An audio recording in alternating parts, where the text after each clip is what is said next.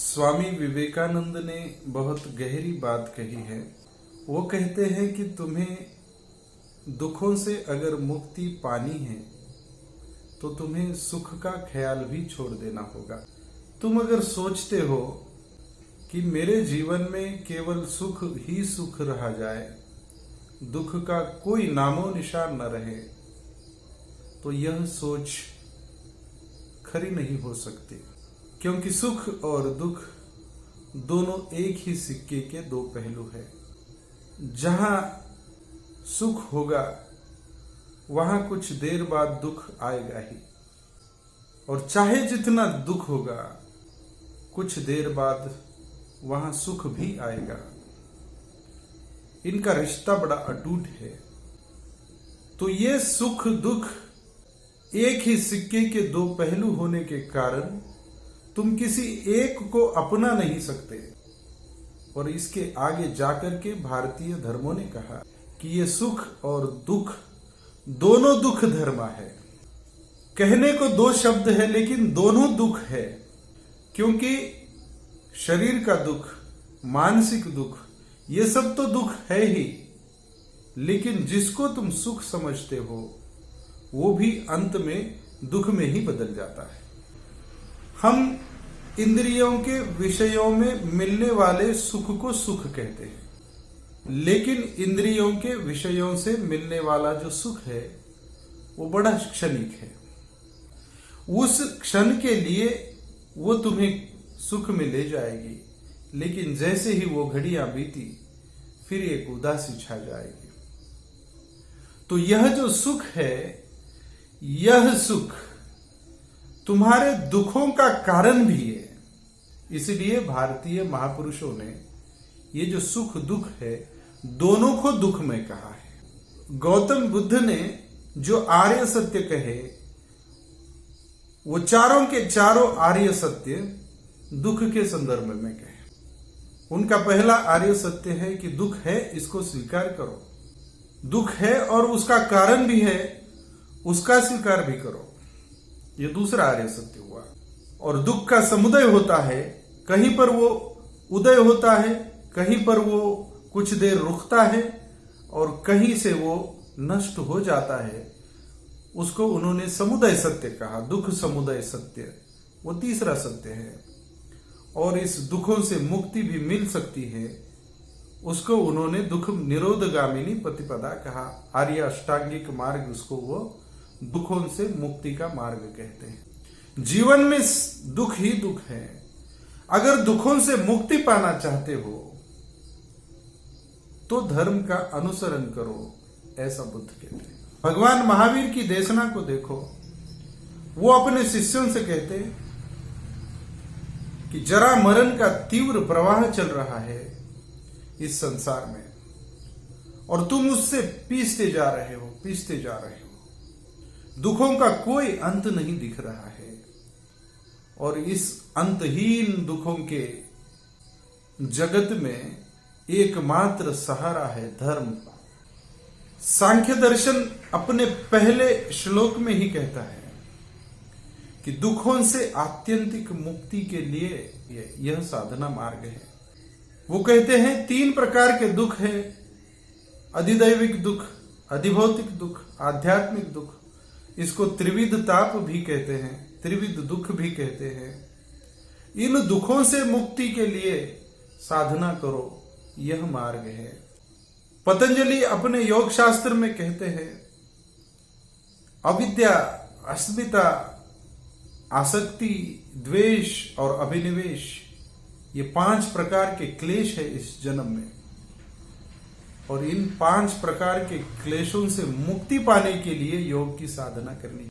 तुमने भौतिक चीजों से सुख मिलाने का हर प्रयास किया, लेकिन क्या तुम्हें सुख मिला? अगर मिला है तो योग की जरूरत नहीं है। और अगर सारी चीजों को मिलाकर भी तुम्हें कुछ सुख का एहसास नहीं हुआ है तो अब योग को करो। तो योग शास्त्र का पहला वचन है अथ योगानुशासनम। अब योग का अनुशासन शुरू करो, क्योंकि दुखों से मुक्ति पानी है। तो हर शास्त्र उठा करके देखो, वो जीवन को दुख ही कहेगा, दुख स्वरूप ही कहेगा। अब दूसरा एक सवाल हमारे मन में आता है कि अगर जीवन इतना ही दुखमय है तो मनुष्य जीता क्यों है और जीता कैसे है? तो बुद्ध को किसी ने ऐसा प्रश्न पूछा था। बुद्ध ने कहा, जो इंद्रियों में मिलता है वो थोड़ा सा सुख मिलता है, इतने सुखों के लिए आदमी जीता है। आदमी सारा का सारा प्रयास, सारा का सारा उसका कष्ट इसी सुख के लिए है, लेकिन यह सुख में अंततः दुख में बदल जाता है। इसलिए धर्म ऐसे सुख की, ऐसे आनंद की खोज में लगा है कि जहां इन दुखों से आत्यंतिक मुक्ति हो, सारी जड़ें इस दुख की खत्म हो जाए। यह धर्म का उद्देश्य है। और एक ऐसी भी स्थिति है जहां पर बिल्कुल दुख नहीं है, और जब ऐसी स्थिति आती है तो जो रह जाता है वो केवल आनंद ही आनंद रह जाता है। तो उसको शास्त्र अनेक नाम देते हैं। कोई उसे आनंद कहता है, कोई चिदानंद कहता है, कोई चिन्मयानंद कहता है, कोई परमानंद कहता है, कोई ब्रह्मानंद कहता है, कोई निर्वाण कहता है। कोई भी नाम हो, वो अक्षुण्ण आनंद है, सुख है। तो उसकी खोज के लिए धर्म की शरण करनी है, और इसके लिए दुख का स्वरूप जानना आवश्यक हो जाता है हर साधक के लिए। तो दुख का स्वरूप अगर हम अच्छी तरह से जानेंगे तो हम दुख से मुक्ति पाने का उपाय भी खोज सकेंगे, क्योंकि वो बीमारी है हमारे जन्म के साथ लगा हुआ रोग है, और उसका अगर कारण हमें पता चले तो हम कुछ उपाय कर सकते हैं। इसके लिए दुख का स्वरूप समझना धर्म के क्षेत्र में बहुत आवश्यक हो जाता है। तो कारण को ढूंढे बिना हम उपाय खोज नहीं सकते, इसलिए दुख के बारे में हमें इस चर्चा में ज्यादा बात करनी। हमारे शास्त्रों ने जो त्रिविध ताप कहे, 3 प्रकार के दुख कहे, वो है अधिदैविक दुख, अधिभौतिक दुख और आध्यात्मिक दुख। ये हमारा सारा जो ब्रह्मांड है, ये सारी जो दिखती हुई प्रकृति है, वो प्रकृति 5 तत्वों से बनी है।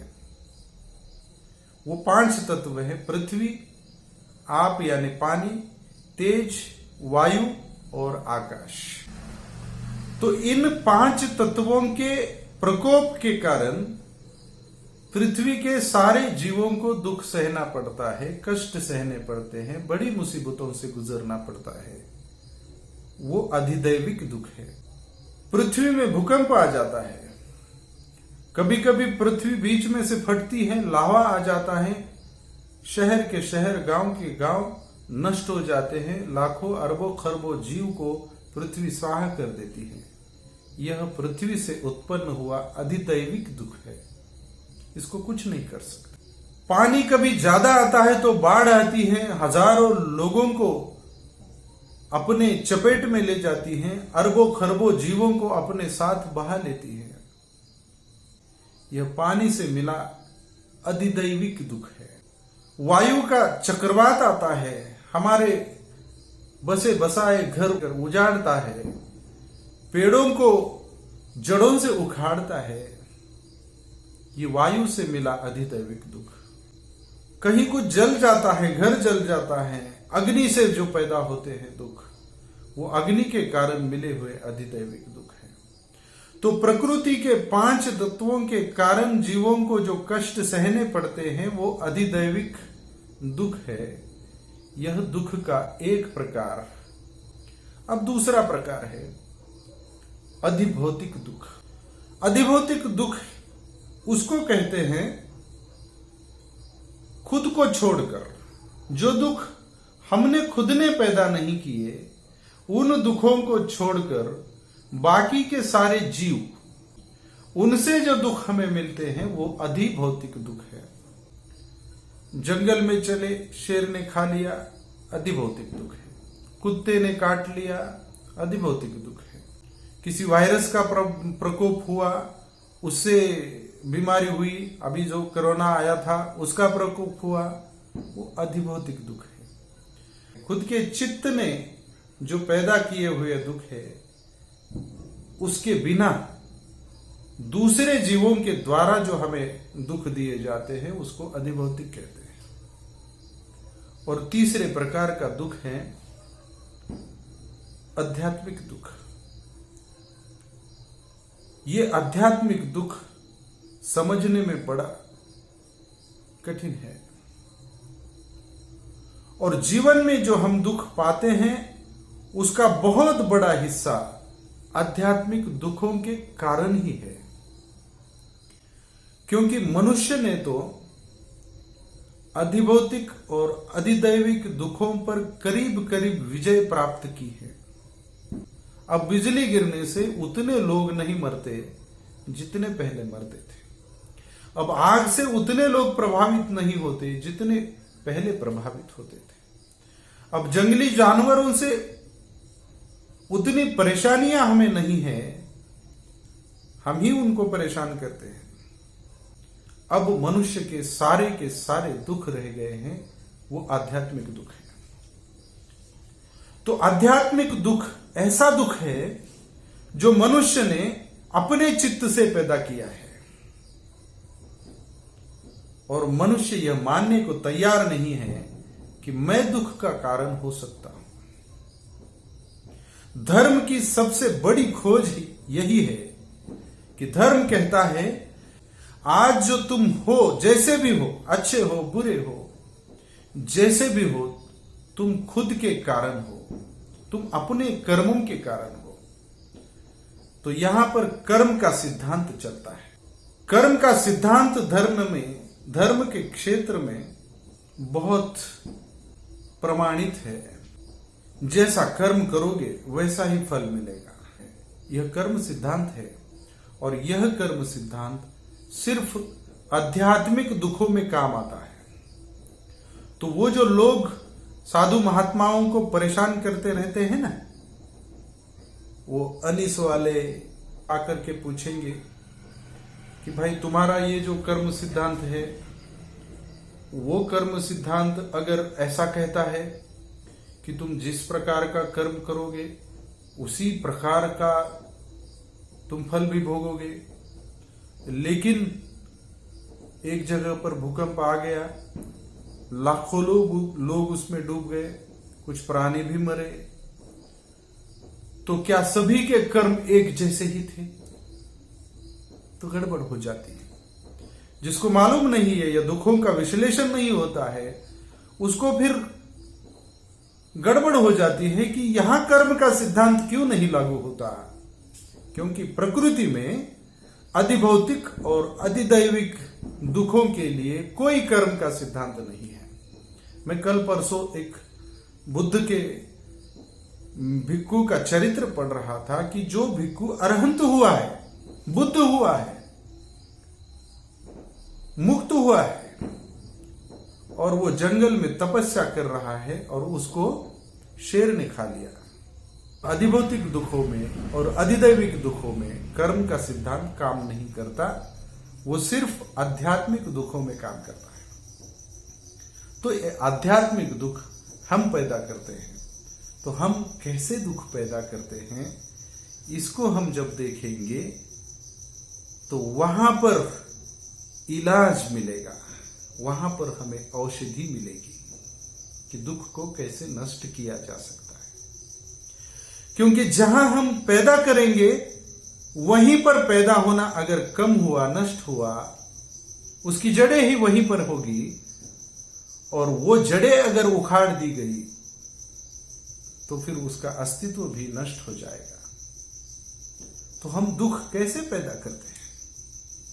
तो हमारा जो चित्त है, वो चित्त अपने अहंकार के कारण और अपनी वासनाओं के कारण, अपने विकारों के कारण, उसको शास्त्र बहुत अच्छी तरह से समझाते हैं कि काम, क्रोध, मद, मोह, मत्सर और अहंकार ये हमारे सारे शत्रु है। ये शत्रु क्यों है? लोग सोचते हैं कि क्रोध इसलिए नहीं करना है क्योंकि क्रोध से दूसरों का नुकसान हो जाता है, दूसरों को पीड़ा होती है। मोह इसलिए नहीं करना है क्योंकि दूसरों की वस्तु छीन ली जाती है। अहंकार इसलिए नहीं करना है क्योंकि दूसरों की स्वतंत्रता छीन ली जाती है। ऐसा नहीं है। विकार हमारे शत्रु इसलिए हैं, वो दूसरों को पीड़ा तो देते ही है, लेकिन दूसरों को पीड़ा वो बाद में देते हैं, पहले तुमको पीड़ा देते हैं। जैसे कि किसी को हमने गाली दी तो हम ऐसा ही उठ करके गाली नहीं देते।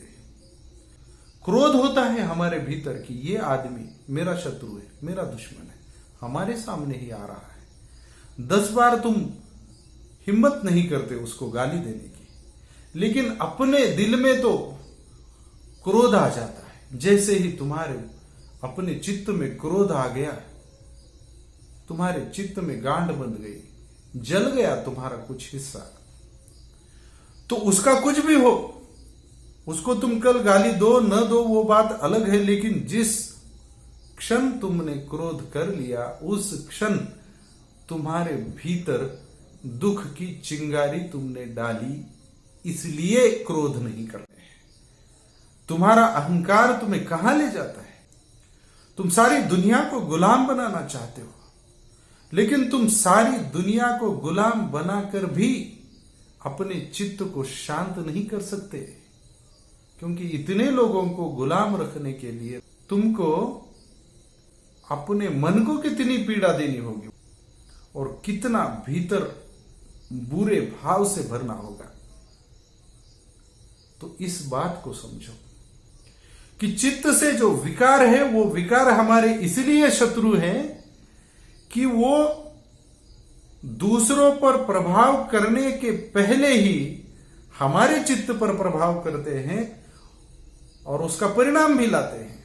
अब ये जो हमारे मानसिक रोग है वो सारे इसी के कारण हैं। तो ये हम मानसिक रोगों को बुलावा दे रहे हैं, दुखों को बुलावा दे रहे हैं, विक्षिप्तता को बुलावा दे रहे हैं, पागलपन को बुलावा दे रहे हैं, तो वो अपने विक्षिप्त चित्त के कारण दे रहे हो। और चित्त अपने विषयों के सुख के लिए दुखों को पैदा करते जा रहा है। बार समझे कि जो हम सुख और दुख को अपोजिट देखते हैं वो ना देखें। दुख और सुख एक ही सिक्के के दो पहलू हैं, और जिसको हम इंद्रियों का सुख कहते हैं वो सुख अंत में दुख ही देने वाला होता है। इसलिए धर्म इस इंद्रियों के सुख को भी दुख ही कहता है, और इसलिए सारे धर्म जीवन को दुखमय जीवन कहते हैं। दूसरी बात कि जीवन दुखमय है तो क्या सुख का अस्तित्व ही नहीं है? तो सुख का अस्तित्व है। जब दुख नष्ट हो जाता है, हमारा सुख दुख वाला स्वभाव नष्ट हो जाता है, तो एक ऐसी स्थिति आ जाती है चित्त की जहां पर सिर्फ आनंद रह जाता है। तो ये तीसरा आयाम है, थर्ड डायमेंशन है। सुख एक आयाम हुआ, दुख एक आयाम हुआ, और तीसरा आयाम हुआ आनंद। दुख है वो डायरेक्ट दुख है, सुख है जो थोड़ी देर बाद दुख लाने वाला है। तो ये दोनों दुख है, और आनंद है जो परमानेंट आनंद है। तो ऐसी स्थिति को प्राप्त करना यह धर्म का उद्देश्य है। दूसरी बात हम समझे कि जो प्रकृति से मिलने वाले दुख है या फिर दूसरे जीवों से मिलने वाले अधिभौतिक दुख है, उन दुखों पर मनुष्य ने विज्ञान के सहारे करीब करीब विजय पा ली है, लेकिन जो आध्यात्मिक दुख है उसके लिए धर्म है, उसके लिए साधना है, उसके लिए ध्यान धारणा है। तो धर्म को और विज्ञान को अलग ना समझें। विज्ञान धर्म का शत्रु नहीं है। धर्म और विज्ञान एक ही है। सिर्फ विज्ञान पदार्थों पर काम करता है और धर्म चित्त पर काम करता है। तो धर्म चित्त को बदलने का विज्ञान है और साधना में इसी विज्ञान को हमें स्टेप बाय स्टेप करना होता है। और जब हम इस धर्म के मार्ग पर चलेंगे तो देखेंगे कि चित्त धीरे धीरे शांत हो रहा है। जितना महीना 2 महीने पीछे क्रोध करता था, वासना करता था, विकारों में जीता था, आज कम हुआ है। अब जाकर के आगे फिर और कम होगा और एक दिन ऐसा आएगा विकारों का निर्माण करना चित्त छोड़ देगा। तो विकार जगेंगे भी नहीं, जो है वो भी नष्ट हो जाएंगे और एक ऐसी स्थिति जिसको मुक्ति कहा, जिसको निर्वाण कहा, जिसको ब्रह्म कहा, उस स्थिति को प्राप्त करना ये हमारे जीवन का उद्देश्य है। और इसीलिए धर्म का आचरण करना चाहिए। धर्म का आचरण समाज के लिए नहीं करना है। धर्म का आचरण खुद को बदलने के लिए करना है।